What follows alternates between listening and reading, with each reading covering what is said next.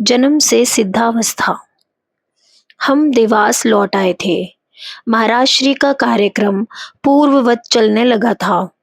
प्रातः भ्रमण भी आरंभ हो गया था तथा उसके साथ ही शीलनाथ महाराज विषयक चर्चा भी।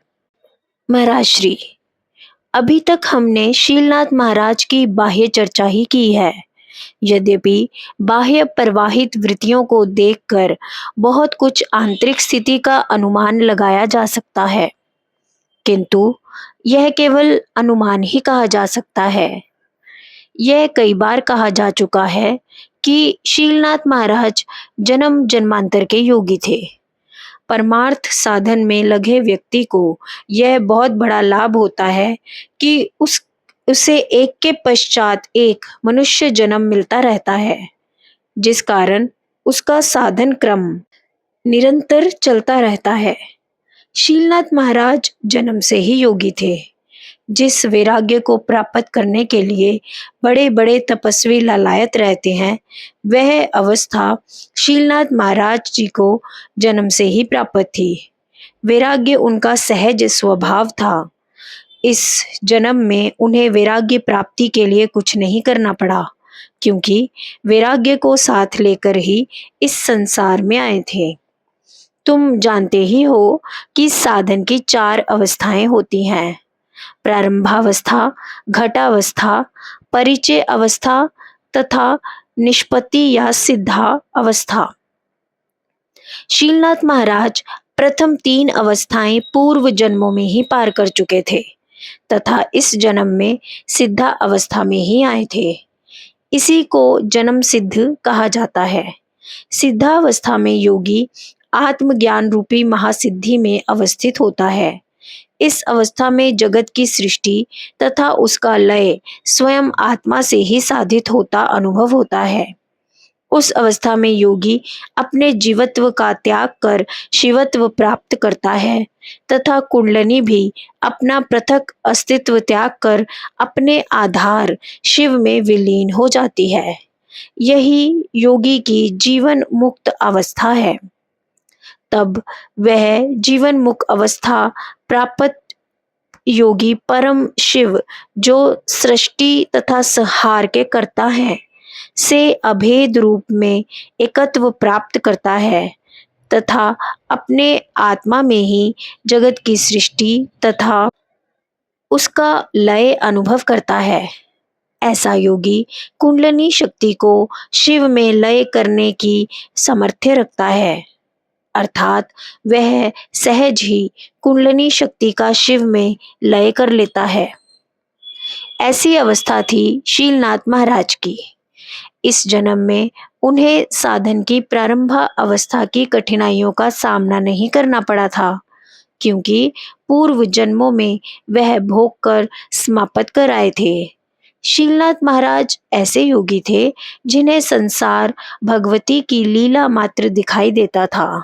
वह विषयों के प्रति आकर्षित नहीं होते थे, लीला के प्रति नतमस्तक होते थे। उनका जड़ चेतन की ग्रंथि का भेदन हो चुका था, जिस कारण जगत के प्रति उनकी भ्रांति निवृत्त हो चुकी थी। वह आत्मा के रंग में रंगे रहकर जीवन यापन करने वाले योगी थे।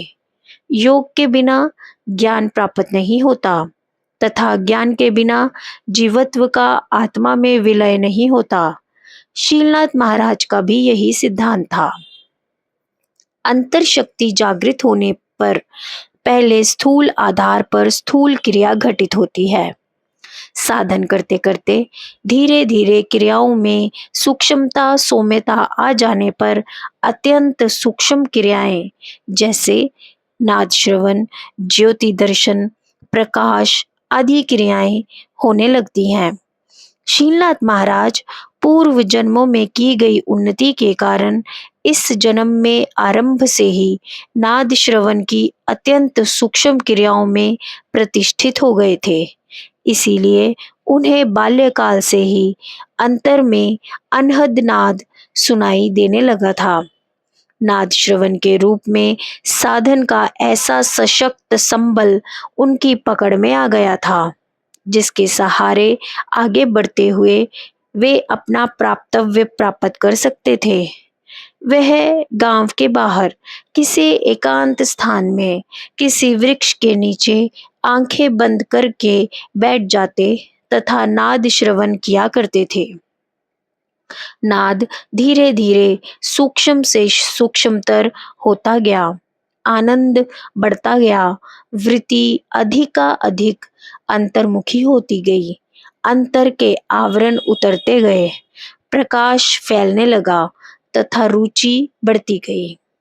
अब बालक शीलनाथ, इनका बचपन का नाम क्या था किसी को ज्ञात नहीं, क्योंकि आप अपने पूर्व आश्रम के बारे में कभी चर्चा करना पसंद नहीं करते थे।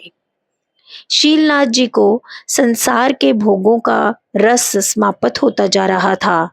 जब बड़े आनंद का स्रोत हाथ लग गया तो छोटे से गंदे नाले के आनंद के पीछे कोई अपना समय बर्बाद क्यों करे। जगत के प्रति आपकी उदासीनता देखकर आपके घर के लोग घबरा गए थे। कभी डॉक्टरों के पास, कभी मंत्रिकों के दरबार में आपको ले जाते।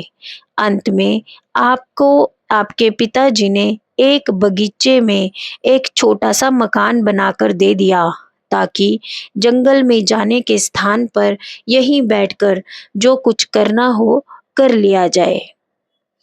इष्ट के प्रति ऐसी लगन, जगत के प्रति ऐसी उपरामता, और वह भी बचपन में, यह तब तक संभव नहीं जब तक कोई जन्म सिद्ध ना हो।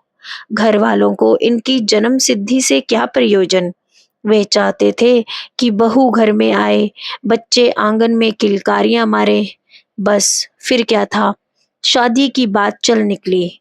उन दिनों राजस्थान में छोटी आयु में शादी का रिवाज था।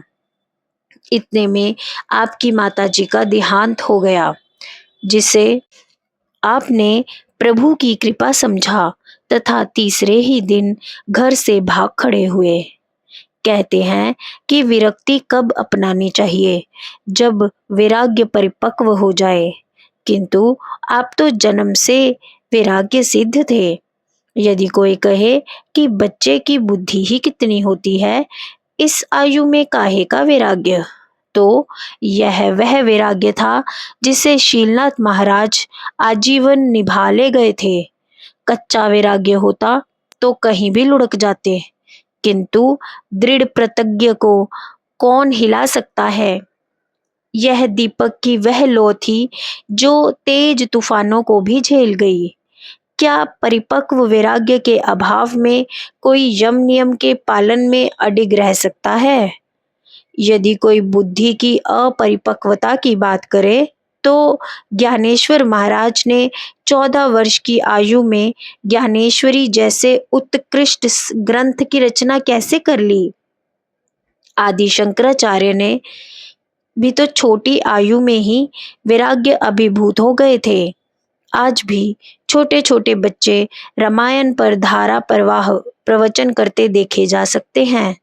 अंततः यही मानना पड़ेगा कि शीलनाथ महाराज जन्म सिद्ध थे, जिन्हें ज्ञान और वैराग्य सहज ही प्राप्त था। देवास भारत का एकमात्र ऐसा नगर था जो 2 रियासतों की राजधानी था। नगर आधा आधा बटा हुआ था। टेकड़ी भी 2 भागों में विभक्त थी। देवास सीनियर यानी बड़ी पाती और देवास जूनियर यानी छोटी पांति से विख्यात यह एक छोटा सा नगर था। शीलनाथ महाराज का धुनी संस्थान तथा चामुंडा माता जी का मंदिर देवास सीनियर में पड़ता था, जबकि मल्हार राव महाराज देवास जूनियर के महाराजा थे। जब मल्हार राव महाराज ने शीलनाथ महाराज से देवास में स्थायी निवास रखने का आग्रह पूर्वक प्रार्थना की, तो शीलनाथ महाराज ने भी उसे स्वीकार कर लिया। तब मल्हार राव महाराजा ने टेकड़ी से 1 मील दूर देवास नगर के दूसरी ओर देवास जूनियर की सीमा में शीलनाथ महाराज शीलनाथ धुनी संस्थान का निर्माण करा दिया। शीलनाथ महाराज सन 1902 से 1921 तक निरंतर यहीं बने रहे। जिसने जीवन के लगभग 100 वर्ष घूमते हुए निकाल दिए, उसका 20 वर्ष एक स्थान पर सतत बने रहना आश्चर्यजनक है। यहीं से उन्होंने अंतिम समाधि के लिए प्रस्थान किया। महाराज श्री भाव विभोर होकर शीलनाथ महाराज के चरित्र का वर्णन कर रहे थे। महाराज श्री शीलनाथ महाराज कहा करते थे कि जहाँ जाकर मन लय हो जाए, वहाँ प्राण तथा अनाहत नाद की भी गति नहीं है। वह स्थान मन से भी सूक्ष्म है। वहाँ जाकर मन पूर्ण रूप से अपना अस्तित्व समाप्त करता है। उस स्थिति के बारे में कोई क्या कल्पना कर सकता है? शास्त्र के अवलोकन तथा चिंतन मनन से उसे कैसे जाना जा सकता है, जबकि वहां तक इन सब की पहुंच ही नहीं है? क्या पूजा पाठ तथा भजन कीर्तन वहां पहुंच सकते हैं? उस स्थिति का ध्यान भी कैसे किया जाता है, जबकि उसका कोई आकार ही नहीं है? मैंने कहा, महाराज जी, आपकी कृपा से जहाँ तक मैं समझा हूँ, वहाँ तक जाने का रास्ता साफ करना है, प्रतिबंधकों एवं विघ्नों को हटाना है, भ्रांतियों, संशयों और पूर्व आग्रह को मिटाना है। यह सब जीव का रास्ता रोके खड़े हैं। ये साधनाएं तो रास्ता साफ करने वाले श्रमिकों के समान है। महाराज श्री, ठीक समझा तुमने, किंतु ये साधनाएं रास्ता साफ करने के स्थान पर प्राय अधिक व्यवधान खड़ा करने का कारण बन जाती हैं। यदि ये साधनाएं स्वाभाविक हों तभी मार्ग साफ कर पाती हैं, किंतु यदि अभिमान इनकी स्वाभाविकता को नष्ट कर अस्वाभाविकता को उत्पन्न कर देता है, तो ये साधनाएं स्वयं विघ्न रूप हो जाती हैं। अंतर शक्ति ही इन साधनाओं से अभिमान का अंश निकालकर पहले इन्हें शुद्ध करती है, फिर यह शुद्धिकरण का कार्य कर सकती है। मैंने कहा, तब तो इन साधनाओं का रूप क्रिया हो गया। महाराज श्री, हाँ, यही मेरा भाव है। शीलनाथ महाराज का कथन यही दर्शाता है कि या तो वह यह स्थिति प्राप्त कर चुके थे या उसके समीप थे। जय गुरुदेव।